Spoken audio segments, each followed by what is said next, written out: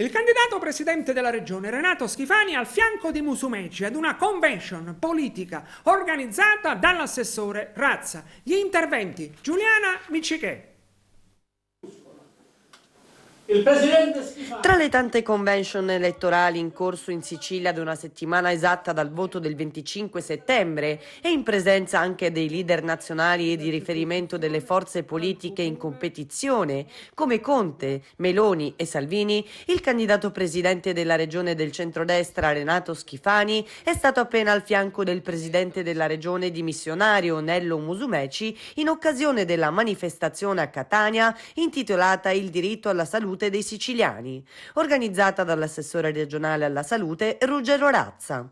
E Schifani si è espresso nel solco della prosecuzione del governo trascorso e ha affermato: erediterò un buon governo e non avrei mai accettato questo incarico se non avessi avuto la certezza di trovare la condivisione interiore da parte del presidente Nello Musumeci, perché quando si ama la propria terra non ci si può dividere e se la politica paralizza la propria terra allora sbaglia. Poi, in riferimento al tema dell'iniziativa, Schifani ha aggiunto: proseguiremo l'azione del governo Musumeci, questa sarà la mia linea, anche nella sanità, settore in cui l'assessore Razza ha fatto benissimo. In Sicilia è stato fatto tanto e con il presidente Musumeci abbiamo gestito una fase difficile come la pandemia.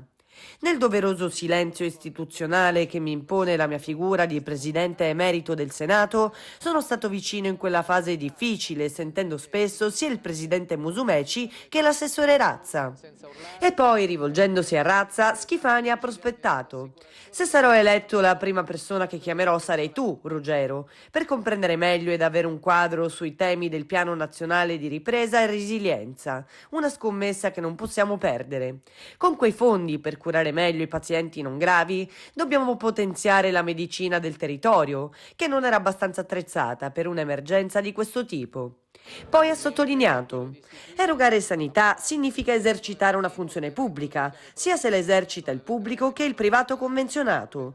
Bisogna dare efficienza ai cittadini utenti. In conclusione, Renato Schifani ha riservato attenzione alla futura giunta di governo e ha ribadito: se vinceremo voglio che la giunta sia composta da assessori politici che siano competenti nel settore e che dovranno governare. Anche i direttori generali devono essere competenti, bravi e devono conoscere i temi di cui si andranno ad occupare. Nello Musumeci applaude.